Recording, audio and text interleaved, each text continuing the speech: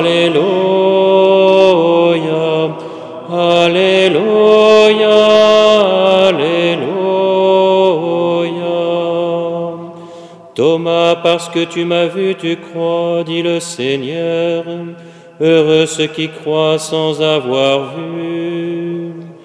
Alléluia, Alléluia, Alléluia. Le Seigneur soit avec vous. Évangile de Jésus-Christ selon saint Jean. Gloire à toi, Seigneur.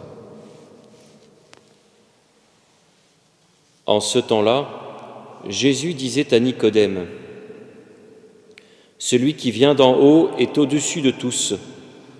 Celui qui est de la terre est terrestre, et il parle de façon terrestre. Celui qui vient du ciel est au-dessus de tous. Il témoigne de ce qu'il a vu et entendu, et personne ne reçoit son témoignage. Mais celui qui reçoit son témoignage certifie par là que Dieu est vrai. En effet, celui que Dieu a envoyé dit les paroles de Dieu, car Dieu lui donne l'Esprit sans mesure. Le Père aime le Fils et il a tout remis dans sa main. Celui qui croit au Fils a la vie éternelle. Celui qui refuse de croire le Fils ne verra pas la vie, mais la colère de Dieu demeure sur lui. Acclamons la parole de Dieu.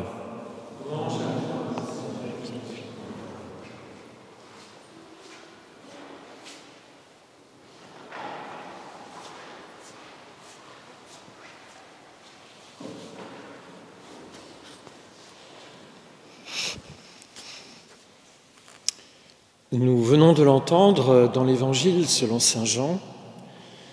Il y a deux ordres de parole. La parole terrestre et la parole qui vient d'au-dessus.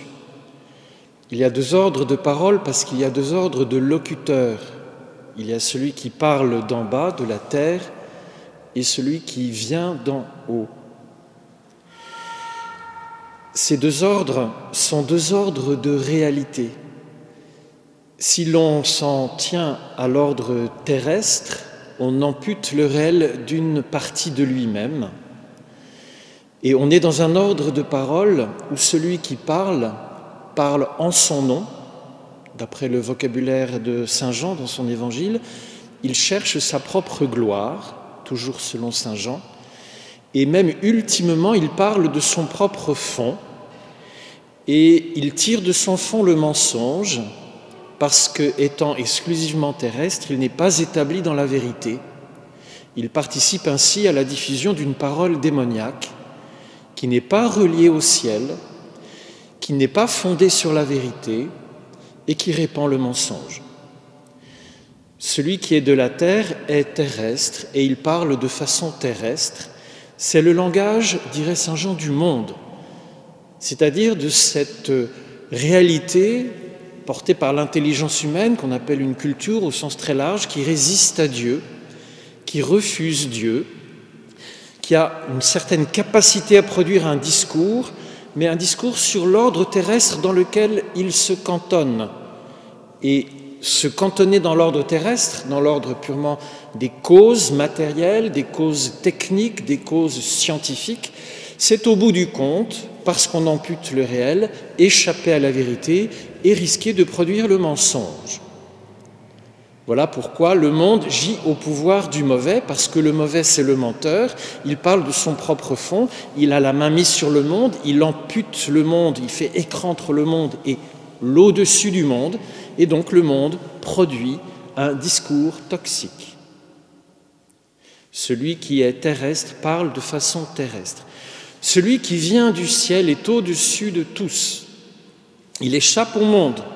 Il n'est pas dans ce cercle vicieux d'un horizon fermé sur lui-même qui ne peut pas percer le plafond qu'il accepte de poser lui-même comme horizon à sa conscience, à son intelligence. Celui qui vient d'en haut est témoin. Il n'est pas l'auteur du discours, il ne produit pas en son nom un discours, il ne cherche pas sa gloire dans ce discours. Il témoigne de ce qu'il a vu et entendu. Il dit les paroles mêmes de Dieu. Il est un transmetteur, il est un porte-parole, il fait le pont, il fait le lien du ciel à la terre.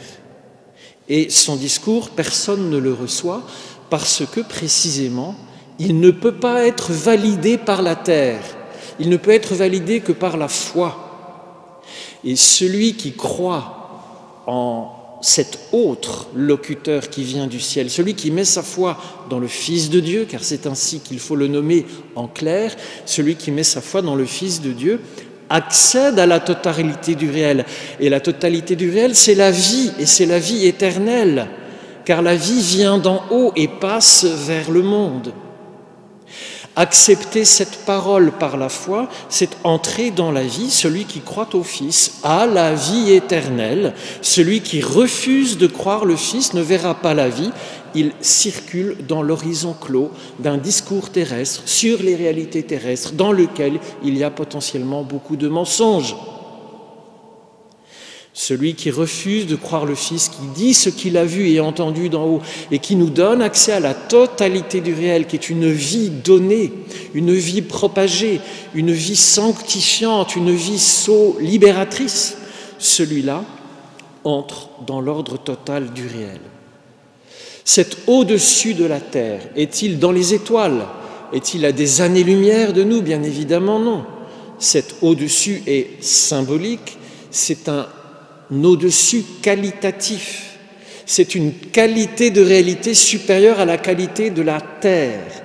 Cette qualité n'est pas nécessairement au-delà de tout, on pourrait la dire intérieure à tout. Si bien que l'auditeur que chaque être humain est de la parole, qu'elle soit terrestre ou céleste, l'auditeur trouve en lui une affinité avec ces réalités d'en haut. Parce que celui qui se connaît soi-même, celui qui descend lui-même, celui qui fait un effort, disons-le, d'intériorisation, repère en lui-même cette dimension d'au-delà, d'au-dessus. Il ne peut donc plus simplement prêter l'oreille au discours du terrestre qui parle en terrestre sur les choses de la terre pour tirer gloire de son savoir, pour rendre gloire à son propre nom et être complice du mensonge. Celui qui fait un effort d'intériorité, pressentant lui-même cet au-dessus de tout, cet au-delà de lui-même, va prêter l'oreille à celui qui parle d'en haut, celui qui témoigne de ce qu'il a vu et entendu au ciel auprès de Dieu et qui est le Fils de Dieu. Cet être qui ne refuse pas la dimension d'intériorité qui le constitue, certifie en écoutant celui qui vient d'en haut que Dieu est véridique. L'acte de foi d'un homme intérieur, intériorisé, atteste non seulement que Dieu dit vrai, mais que Dieu a bien créé sa personne à l'image et à la ressemblance du monde divin. Je suis un être humain créé à l'image et à la ressemblance de Dieu, j'ai donc une capacité à accueillir ce qui vient d'en haut, j'ai une affinité vers ce qui vient d'en haut, si bien que si je ne développe pas cette capacité, si je ne mets pas en œuvre cette affinité, je ferme l'horizon de moi-même, je me réduis au terrestre, je redescends au niveau du mensonge, et n'ayant pas décidé de croire, parce que je n'ai pas suivi l'affinité intérieure très profonde qui me pousse vers le haut, à ce moment-là, la colère de Dieu demeure sur moi. Qu'est-ce que c'est que la colère de Dieu? C'est l'incapacité d'entrer en relation confiante avec Dieu. La colère de Dieu n'est qu'une façon de dire la méfiance humaine vis-à-vis d'un Dieu qu'il aime. Si je fuis la main qui me sauve et que je vais vers le précipice, je suis sous la colère de Dieu, c'est-à-dire je refuse le secours qui va me permettre de vivre.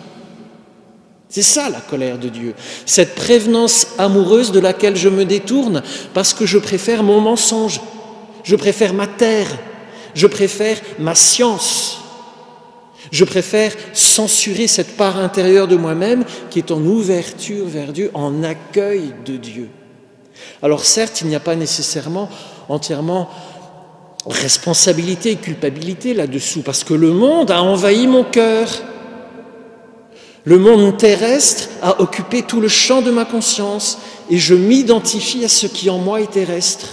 Je suis simplement en perte de connaissance au sens strict. Je suis comme un être évanoui qui échappe à lui-même parce qu'il n'a pas écouté cette part intérieure de lui-même, parce qu'il n'a pas cherché à la rejoindre, parce qu'il s'est laissé abuser par les discours terrestres.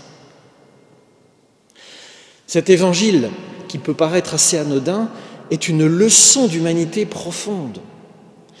Celui qui croit au Fils, ce Fils qui témoigne de ce qu'il a vu et entendu de Dieu, celui qui donc croit au Fils en ayant cette capacité à croire, atteste que Dieu est véridique, dénonce les mensonges du menteur, ouvre l'espace de la réalité à la totalité de la vie et donc entre dans la vie éternelle qui est déjà en lui parce que la parole qui vient d'en haut l'y dépose, l'y fait vivre. Tandis que celui qui veut rester terrestre, qui n'accepte pas un horizon au-dessus et qui fixe sa liberté sur ce cloisonnement, sur ce confinement intérieur, il reste confiné, il n'a pas la vie éternelle, de sa propre faute, au moins en partie. Voilà le jugement. La lumière est venue dans les ténèbres, mais les hommes ont préféré les ténèbres à la lumière parce que leurs œuvres n'étaient pas de Dieu. Ça a été dit juste avant, au-dessus, dans le chapitre 3, dans l'Évangile selon saint Jean. C'est pour cette raison que les apôtres, témoins et réceptifs de la parole venue d'en haut, quand on leur dit de ne pas parler au nom de Jésus, s'appuient sur cette autorité supérieure. Il faut obéir à Dieu et non pas aux hommes. Quand les hommes interdisent à des porteurs de cette parole venue d'en haut d'exprimer cette parole venue d'en haut parce qu'elle ouvre l'espace d'en haut, ces hommes ne peuvent pas faire prévaloir leur autorité terrestre. Parce que si nous faisons valoir leur autorité terrestre qui censure nos paroles qui viennent d'en haut, nous redescendons au niveau du confinement spirituel qui étouffe l'être humain.